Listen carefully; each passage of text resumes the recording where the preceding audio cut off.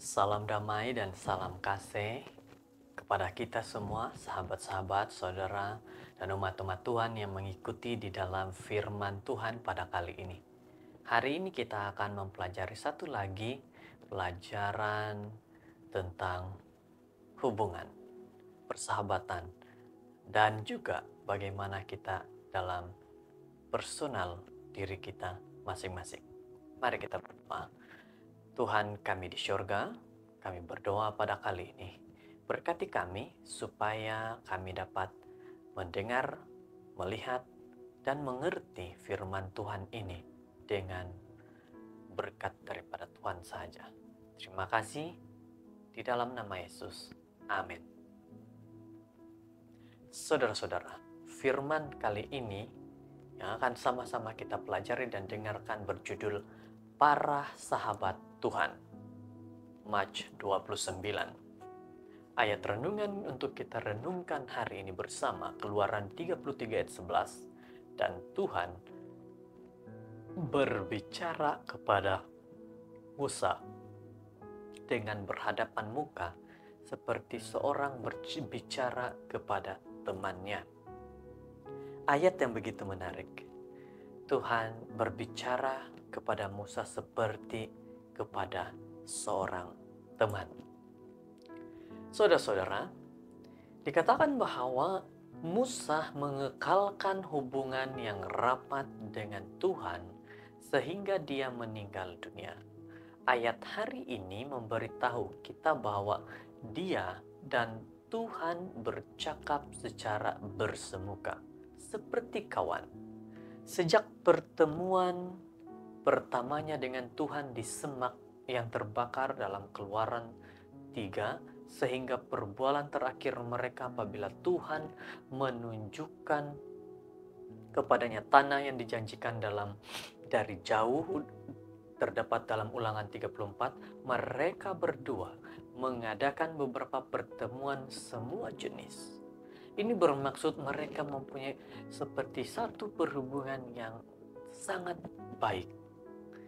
Kalau kita juga di dalam persahabatan kita pasti kita akan beberapa kali bertemu dengan sahabat kita yang lain juga.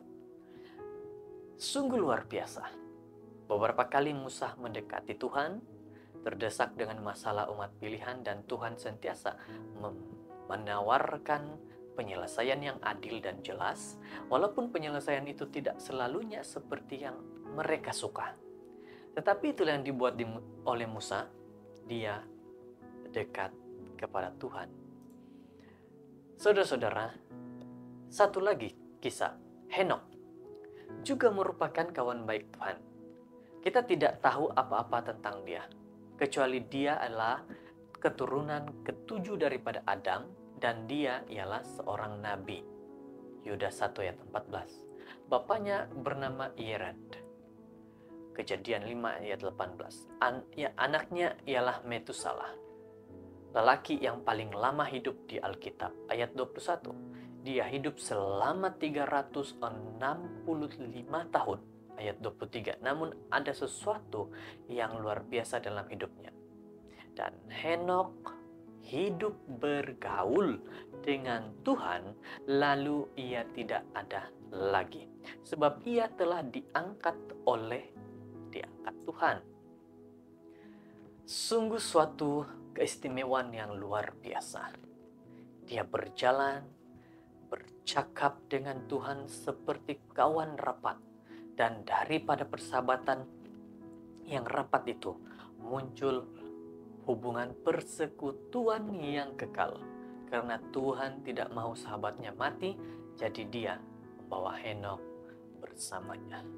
Saudara-saudara, kalau hidup kita fokusnya benar-benar hanya melihat kepada Tuhan, bersahabat dengan Tuhan, hidup kita boleh menjadi seperti Henok, yaitu berjalan bercakap dan akhirnya tidak mati tetapi diangkat ke surga.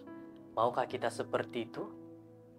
Kalau kita mau, fokuslah benar-benar hidup kepada Tuhan, jauhkan daripada segala dosa. Kisah ini juga dikatakan tentang Abraham yang juga adalah sahabat Tuhan. Seperti yang digambarkan oleh kitab suci Yakobus 2 ayat 23, kitab Kejadian penuh dengan nama Abraham dan banyak rujukan ini berkaitan dengan pertemuan dan perbualan dengan Tuhan. Kehidupannya penuh dengan aksi dan penggembaraan.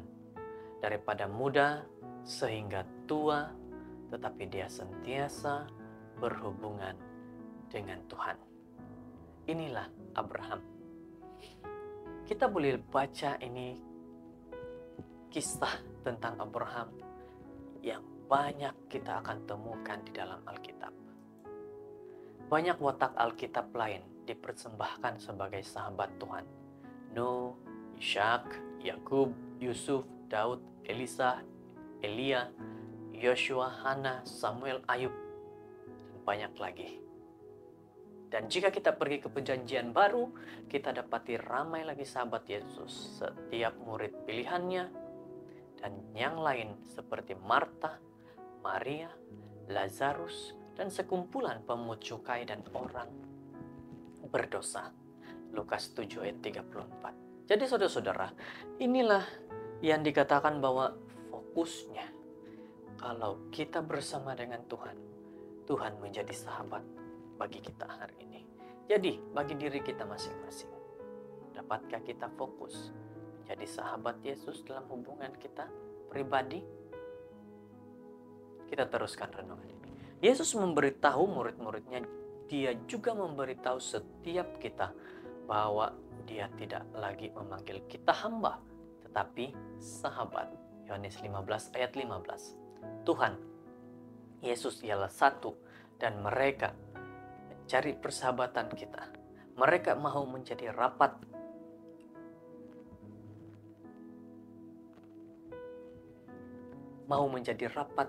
dengan setiap kita.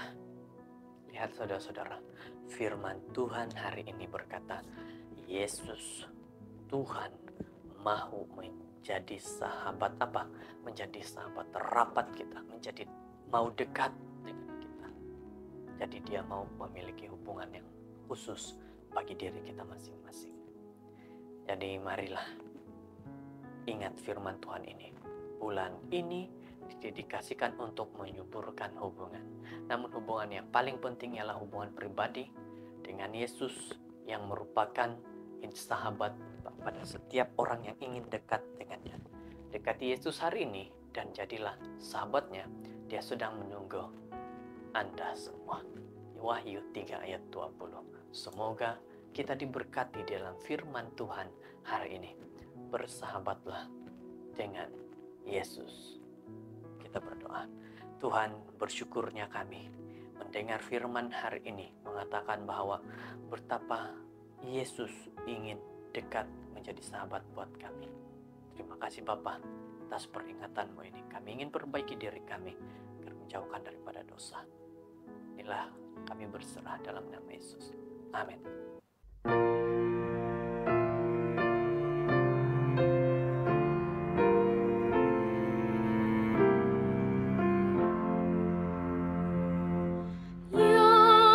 dalam hidupku.